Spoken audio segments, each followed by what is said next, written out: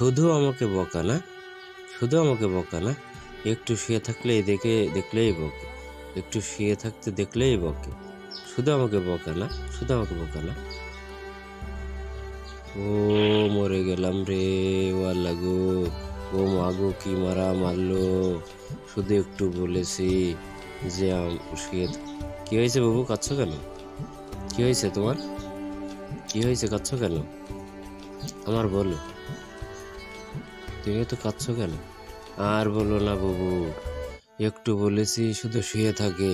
আমাদের এই অভাব, বাড়িতে চাল ডাল কিছু নেই, ছেলে মেয়েদের খাওয়া হয় না, যেই একটু বলেছি আর সেই মারা শুরু করেছে। এত শয়তান ওই লোকটা, এত শয়তান, এত শয়তান ওই লোকটা। আর বলো না বাবু সে কথা, আর বলো না।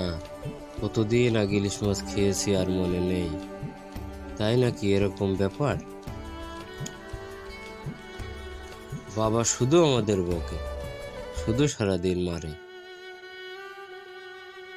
বাবা কোনোদিন খাবার নিয়ে আসে না, শুধু আমাদের মারে আর বকে আর মারে।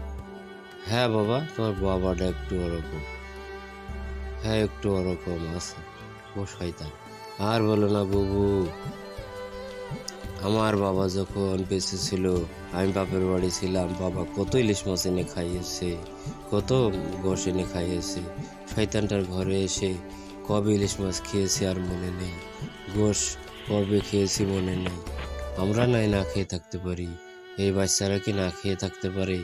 বলো বাবু, কোনোদিন হাট বাজার করবে না, মাছ গোশ আনবে না, ভালো খাবার আনবে না, তরি তরকারি আনবে না, শুধু শুয়ে থাকবে। বলো তুমি, বলো বাবু। তারপর রাত 11টার সময় রঘু বাড়ি ফেরে, তার মেজাজ খুব গরম। তারপর সে বউয়ের সামনে গিয়ে দাঁড়ায়, তারপর সে বলে, এই ভাত রান্না করেছিস? না ভাত রান্না করিনি, তরি তরকারি আনিসাও। ভাত